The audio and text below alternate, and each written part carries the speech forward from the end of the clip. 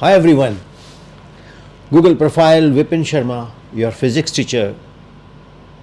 Sometimes मैं आपसे अपनी लाइब्रेरी से रूबरू होता हूँ, बात करता हूँ। तो जब भी लाइब्रेरी में बैठना होता है और कुछ पढ़ाई के क्षण होते हैं तो बार बार एक क्वेश्चन आता है कि फ़िज़िक्स क्यों टफ़ है, फ़िज़िक्स से बच्चे इतना क्यों, मतलब एक अलग सा ही माहौल बना के रख दिया फ़िज़िक्स के बारे में। तो मैंने कुछ इस पे गहन अध्ययन किया, ऑब्जर्व थॉरली, कुछ लोगों से सीखा, कुछ बच्चों से सीखा, कुछ फ्रेंड्स के साथ डिस्कस किया। तो आज जो टॉपिक है वो है साइकोलॉजी ऑफ लर्निंग फिजिक्स। ये साइकोलॉजी ऑफ लर्निंग फिजिक्स में आज मैं आपसे फिजिक्स का कोई फॉर्मूला, कोई डेरिवेशन, कोई इक्वेशन, कोई कॉन्सेप्ट डिस्कस करने नहीं आ रहा। मैं आपसे सिंपल कुछ मन की बात करता हूं। वो तो खैर प्राइम मिनिस्टर साहब करते हैं, मतलब मैं अपने दिल की बात करता हूं। आज हम बात करेंगे उस चीज की जो फिजिक्स भी ज़्यादा पावरफुल हो, फिजिक्स से भी ज़्यादा पावरफुल हो। आज हम उस पे बात करेंगे। आपका दिमाग कभी सोचता है कि कुछ स्टूडेंट्स फिजिक्स को बहुत इंटरेस्टिंग मानते हैं, उनको फिजिक्स बहुत पसंद है, बहुत इंटरेस्टिंग मानते हैं, और कुछ बोलते हैं यार क्या सब्जेक्ट है, बहुत टफ है। फिजिक्स को डिफिकल्ट समझने के लिए प्रोग्राम्ड हो जाता है जब आपका दिमाग ये सोचता है कि फिजिक्स टफ है, तो ब्रेन उसी को ही अडेप्ट कर लेता है। हाँ, वो प्रोग्राम्ड हो गया, फिजिक्स खुलते ही बट टफ है। आज हम साइकोलॉजी और फिजिक्स को मिलाकर, साइकोलॉजी और फिजिक्स को मिलाकर कुछ समझने की कोशिश करते हैं कि यार ये है क्या चीज, ये हुआ क्या है, ये क्यों बना हुआ। आप मेरी बात को समझ रहे हैं जो मैं कह रहा हूं? आइए कुछ डिस्कस करते हैं। हो सकता है जब ये डिस्कशन वीडियो कंप्लीट हो तो आपका माइंडसेट कुछ फिजिक्स को एक अलग नज़रिए से, एक अलग पॉइंट ऑफ व्यू से, एंगल से समझना शुरू कर दे। पहला क्वेश्चन है, व्हाई स्टूडेंट्स फियर फिजिक्स। बच्चे फिजिक्स से क्यों फियर करते हैं, क्यों डरते हैं? Why students fear physics. सोचो आपके मन में क्या फियर निकल के आ रहे हैं। आप क्या देखते हैं? Equations, graphs, calculations, higher mathematical operations, और आपका ब्रेन तुरंत प्रोग्राम हो जाता है कि भाई डेंजर, ये हमसे नहीं होगा, ये बहुत मुश्किल है, हमसे नहीं होगा। ये एक डेंजर आपके पास आता है, और साइकोलॉजी में इसे कहते हैं कॉग्निटिव लोड। ब्रेन में एक रहस्यमय बोझ आपके दिमाग में पड़ जाता है कि ये मुझसे ना होगा। बिकॉज आप नेचुरली, जो हमारा ब्रेन है उसको स्पून फीडिंग की आदत है। हमें जो 10th तक पढ़ाया जाता है वो स्पून फीडिंग है, कोई बहुत टिपिकल वे से नहीं हमें पढ़ाया जाता, और जो उसके कॉन्सेप्ट्स हैं साइंसेस के वो इतने ज़्यादा मुश्किल नहीं होते, तो वो वहाँ पर स्कोर आ जाता है 90%, 95%, 99 भी आ जाते हैं। तो हमारा ब्रेन नेचुरली सिंपल चीज़ों को पसंद करता है। और कभी कभी तो जब हम +1 में जाते हैं तो +1 के एक बहुत अच्छे टीचर की टीचिंग हम 9th और 10th क्लास के टीचर के साथ कंपेयर करना शुरू कर देते हैं। हम बोलते हैं एज ए स्टूडेंट, यार ये सर जो पढ़ा रहे हैं ना, इससे अच्छे तो हमारे 9th 10th के सर थे। और जब आप 9th 10th वाले सर को मिलते हैं, सर सच्ची बताऊं आपका ही पढ़ाया समझ आया हमें, 11th 12th में तो बहुत अजीब से टीचर हैं, पता नहीं क्या बोलते हैं, ऊपर से निकल जाता है। सर फिजिक्स पर्टिकुलरली ऊपर से निकल जाता है, पता नहीं क्या पढ़ाते हैं वो, इतना टिपिकल है सर। फिजिक्स क्या करती है? सुनो, फिजिक्स हमें फोर्स करती है कि हम एब्स्ट्रैक्ट कॉन्सेप्ट्स को समझें, हम कॉन्सेप्ट को समझें, जो एब्स्ट्रैक्ट है कॉन्सेप्ट का उसको अच्छे से समझें। प्रॉब्लम फिजिक्स नहीं है ना। मुझे हारमोनियम बजाना है, अगर मुझे नहीं आता तो मैं बोलता हूँ हारमोनियम ठीक नहीं है, ये गलत है। साज में कोई कमी नहीं है, कमी शायद मेरे सीखने में या मेरे उसको प्ले करने में है, मेरी ट्रेनिंग में है। फिजिक्स प्रॉब्लम नहीं है। प्रॉब्लम ये है कि हम डिस्कंफर्ट को फेल्यूर समझते हैं।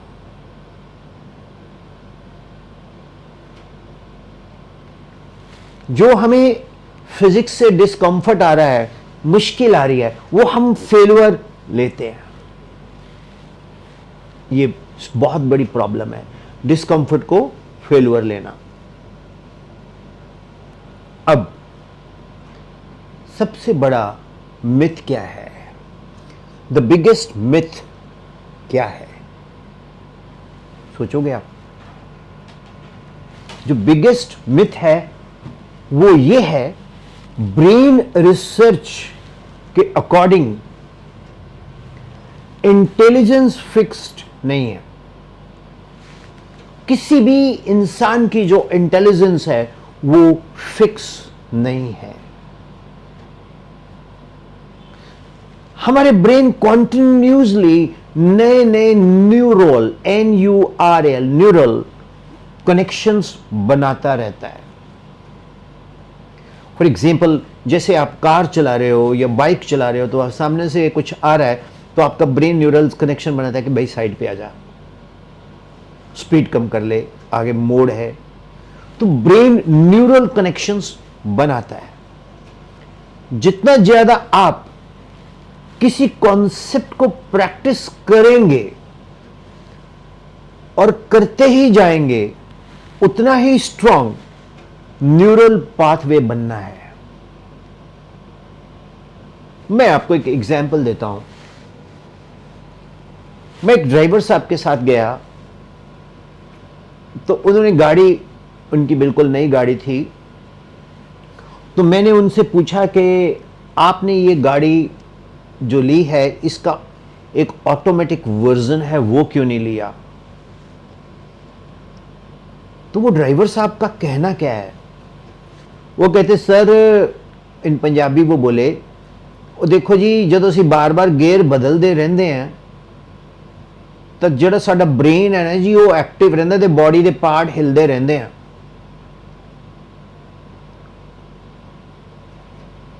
मतलब वो क्या कह रहे हैं कि जब हम time and again we are changing the gears, तो our body parts remain active, means left hand, right hand, etcetera, feet and clutch and all. तो we people get more alert and connected. अब उनको के बारे में तो पता नहीं होगा, या पता भी होगा वो नहीं कहना चाहते होंगे, लेकिन मैं ये समझता हूँ उनको ये बोलना है कि जो मेरे न्यूरॉन्स हैं ब्रेन के, वो कनेक्ट करते हैं, डॉट्स कनेक्ट करते हैं, ब्रेन एक्टिव होता है। और जितना ज़्यादा आप बॉडी मूवमेंट्स करोगे, यानी कि जितना ज़्यादा आप कॉन्सेप्ट ट्राई करोगे, जितना ज़्यादा आप प्रॉब्लम्स को अंडरस्टैंड करोगे, उसको टाइम एंड अगेन घुमाओगे अपनी खोपड़ी में, अपने ब्रेन में, तो उतना ब्रेन न्यूरल्स एक्टिव होंगे, ब्रेन शार्प होगा।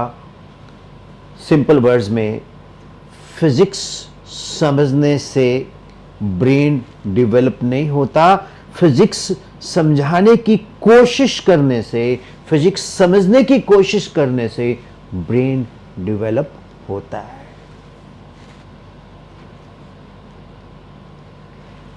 मतलब फिजिक्स समझ आ गई तो ब्रेन डेवलप नहीं हुआ। जब आप समझने की कोशिश करते हैं तो ब्रेन डेवलप होता है। जैसे मैं बोलता हूं horizontal and vertical are independent of each other, means आप हॉरिजॉन्टल को वर्टिकल के साथ बैलेंस ही नहीं कर सकते। आप बोलेगा ऐसे कैसे हो सकता है सर? बैलेंस करेंगे तो इनफाइनाइट फोर्स है, और इनफाइनाइट फोर्स क्या है? रिलेटिव टर्म है। 1000 Newton force is infinity for 1 Newton.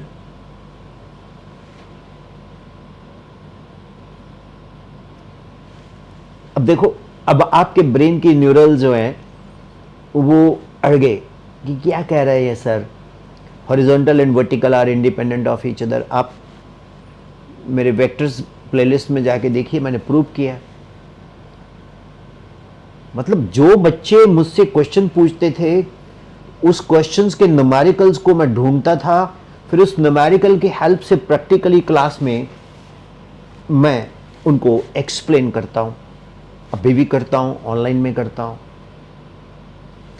तो ये बहुत बड़ा डिफरेंस है।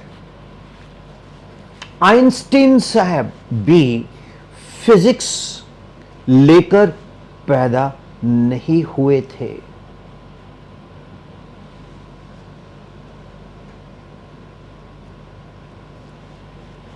कोई भी पंजाबी में एक कहावत है कि मैं मां दे पेट विचों सीख के थोड़ी आया, I haven't learn from the bomb of my mother.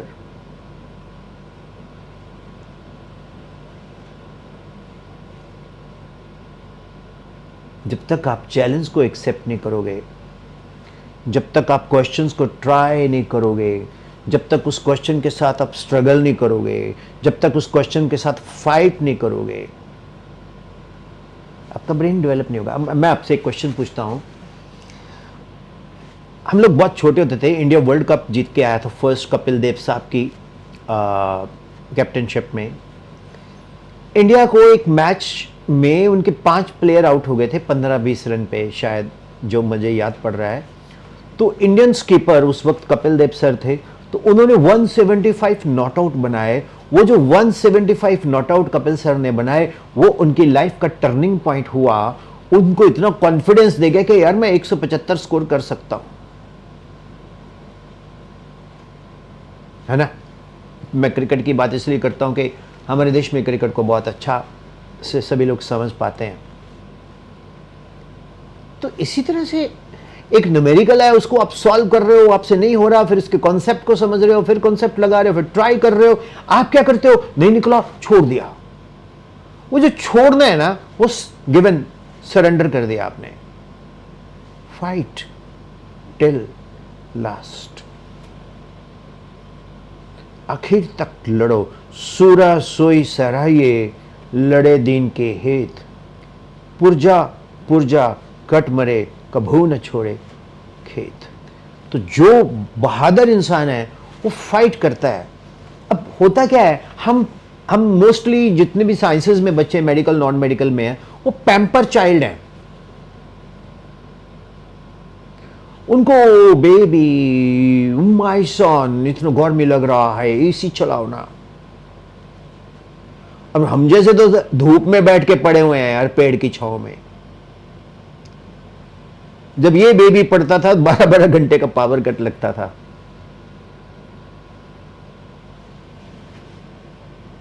AC तो छोड़ो, कूलर भी किसी किसी के पास होता था। हम तो बारादरी गार्डन है हमारे पटियाला में है, वहाँ बहुत ठंडा रहता है, हर तरह के पेड़ है, वहाँ बैठ के पढ़ते थे पेड़ के नीचे। बेबी पसीने ऐसे से आ रहे होते थे, मच्छर काट रहे होते थे, बेबी लगा रहता था, स्ट्रगल करता था, यार ये न्यूमेरिकल है कैसे, ये न्यूमेरिकल करना कैसे है। ऊपर से हम लोग कोई बहुत महंगी ट्यूशन्स नहीं अफोर्ड कर सकते थे। आपको हर तरह का कंफर्ट जोन है। एयर कंडीशन गाड़ी में आप घर से निकलते हो, एयर कंडीशन क्लास में आप जाते हो, उसके बाद वहां सर जो बैठा है वो आपको स्पून फीडिंग दे रहा है, जो सर समझा रहे हैं वो क्लियर हो गया है, लेकिन सर के समझाने के बाद आपको जो समझ आया है उसका एप्लीकेशन आप कर नहीं पा रहे, तो फिजिक्स वहां डिफिकल्ट हो गई।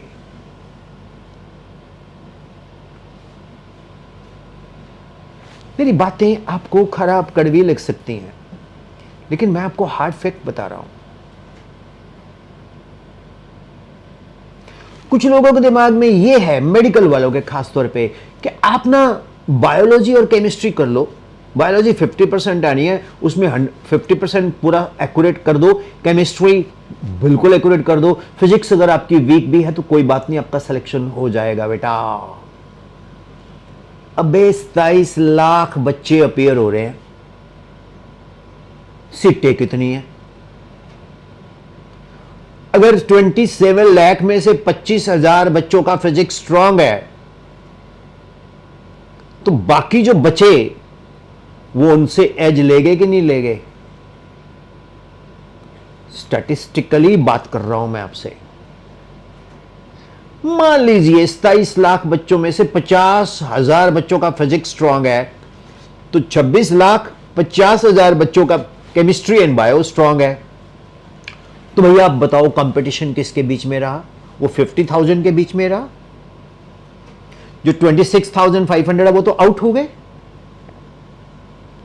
उनके टीचर्स ने, उनके मेंटर्स ने उनके दिमाग के अंदर ये कूट कूट के भर दिया, बेटा तुम केमिस्ट्री कर दो, तुम बायो कर दो, तुम फिजिक्स छोड़ दो, या लाइट करो फिजिक्स, इसमें टाइम बहुत खराब होता है।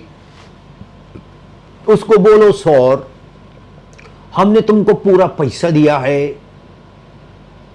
तुम टाइम खराब क्यों होने दे रहे हो हमारा? आप हमको समझाओ ना बाबा। फिर वो पता क्या बोलेगा? आपका ना एप्टीट्यूड नहीं है बेटा। अबे 1.5 साल पढ़ाने के बाद, 2 साल पढ़ाने के बाद तेरे को एप्टीट्यूड दिख रहा है, मेरा नहीं है। जब तूने मुझे बुलाया फोन करके, जब तूने मेरे को एडमिशन दिया फोन करके, जब तूने मुझसे मोटा फीस लिया फोन करके, तब तुम्हें नहीं पता था कि इसका एप्टीट्यूड नहीं है, मुझे ऐसा नहीं करना चाहिए। पॉइंट है ना? इसलिए डियर स्टूडेंट्स, हम टीचर्स भी डिफॉल्टर हो जाते हैं, क्योंकि फिजिक्स में आप पहले से ही सरेंडर करके बैठे हो। मेडिकल वाले खास तौर पे बोल रहा हूं, नॉन मेडिकल की बात नहीं मैं कर रहा। आप पहले से सरेंडर करके बैठे हो गए, ये तो मुझसे होगा नहीं। आप एक कॉग्निटो, COGNITO, कॉग्निटो में एक लोड डाल के बैठे हो अपने ब्रेन पे, ये तो मुझसे होगा नहीं, बस फिर होगा ही नहीं। अब आती है बात न्यूमेरिकल फील हार्ड। अब थ्योरी पढ़ते वक्त तो सबको समझ आता है, a body at rest will remain at rest, a body in motion will remain in motion until unless an external force impressed upon it, the body tends to move or move in the direction of the applied force. ये तो समझ में आ गया, लेकिन numerical देखते ही हाथ पांव फूल जाते हैं। ये कैसे करेंगे? ये बड़ा डिफिकल्ट लगता है। एक्चुअल लर्निंग, दो तरह की लर्निंग है, एक एक्टिव लर्निंग, एक पैसिव लर्निंग। जब आप लेक्चर सुनते हो, आप जब क्वेश्चन सॉल्व करना पड़ता है, जब आप लेक्चर सुनते हो आपको लगता है मुझे भाई सब समझ आ गया, लेकिन जब आप क्वेश्चन सॉल्व करते हो तो आपको लगता है अब्बा डब्बा चप्पा ए ए ए ए। साइकोलॉजिस्ट इसको क्या कहते हैं? Desirable difficulty. डिजायरेबल डिफिकल्टी, जो चीज थोड़ी डिफिकल्ट लगती है ना, थोड़ी मुश्किल लगती है ना हमें, जो चीज थोड़ी मुश्किल लगती है हमें और हम उसमें जब एफर्ट लगाते हैं, वही लॉन्ग टर्म लर्निंग है। वही Kapil Dev 175 not out confidence देती है, वही ग्रोथ का सिग्नल है। रिचर्ड पी फेनमैन, मैंने उनकी किताबें भी पढ़ी हैं, वो नोबेल प्राइज विनर हैं। उन्होंने एक अमेजिंग टेक्निक दी थी। उन्होंने कहा अगर आप किसी कॉन्सेप्ट को सिंपल लैंग्वेज में एक्सप्लेन नहीं कर सकते तो आप उस कॉन्सेप्ट को प्रॉपरली समझ नहीं सकते। आप उसको बिल्कुल भी ना समझा सकते हैं ना समझ सकते हैं। इमेजिन कीजिए किसी 10th क्लास के स्टूडेंट को पढ़ा रहे हैं, जहां एक्सप्लेनेशन अटक जाए, समझ आए, वही आपकी वीक पॉइंट है। अब मैं ये कवर स्टोरी कर रहा हूं, द साइकोलॉजी ऑफ फिजिक्स, इसमें मैं अटक जाऊं तो I will not be able to communicate my message to you. So why students quit too early. अब मैं स्लेट नहीं उठाऊंगा, मेरा मोमेंटम टूटता है, मुझे फिर यहां पॉज करना पड़ता है। Why students quit early, too early. Physics में सबसे ज्यादा डैमेज फॉर्मूलाई नहीं करते। फिजिक्स में सबसे ज्यादा डैमेज फॉर्मूलाई नहीं करते। स्टूडेंट सोचता है मेरा दोस्त इतनी जल्दी समझ गया, मतलब वो बैठते ही कंपैरिजन आना शुरू हो जाता है, मेरा दोस्त इतनी जल्दी समझ गया। हर ब्रेन की लर्निंग स्पीड अलग होती है।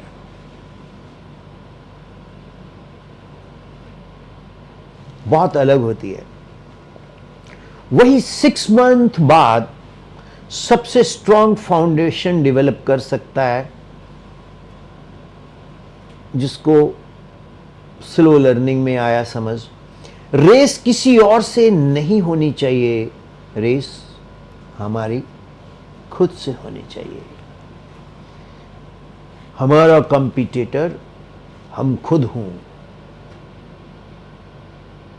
Compare with yourself of yesterday, compare with yourself of past 1 hour, compare with yourself of past 1 minute, 1 second. So अगर आप फिजिक्स में इंप्रूव करना चाहते हैं, रूल नंबर 1, कॉन्सेप्ट को विजुअलाइज करो। कोई स्टेटमेंट है उसको दिमाग में विजुअलाइज करो। टाइम लगता है, लगने दो। बाकी सब्जेक्ट जल्दी ग्रिप होते हैं, फिजिक्स में टाइम लगता है। आपको एक चीज और बताएं, जब आप फिजिक्स लगाओगे ना, आपका केमिस्ट्री बायो ऑटोमेटिकली अच्छा हो जाएगा, देख लेना। हर चैप्टर के बाद या टॉपिक के साथ साथ मत करो न्यूमेरिकल। अब ये मेरे पास इतनी किताबें पढ़ी हैं, एक चैप्टर, ये किताबें इतनी मोटी मोटी, आपने पढ़े हैं छोटे छोटे मॉड्यूल, वेरी सिंपल मॉड्यूल। अबे विदाउट थॉरो बुक करे, मॉड्यूल से कुछ नहीं होने वाला, खाली। ठीक है, मॉड्यूल हेल्पफुल हो सकते हैं, बच्चों के मन में होता है इस मॉड्यूल से ही सारा कुछ आएगा, ऐसा कुछ नहीं है।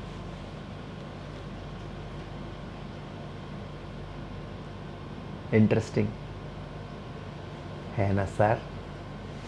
सो हर चैप्टर के बाद न्यूमेरिकल को सॉल्व करो भाई। गलतियों की नोटबुक बनाओ। जो बच्चे मुझसे क्वेश्चन पूछते हैं मैं नोट करता हूं। गलतियों की नोटबुक बनाओ। फिर अगला रूल, रोज थोड़ा पढ़ो लेकिन सॉलिड पढ़ो।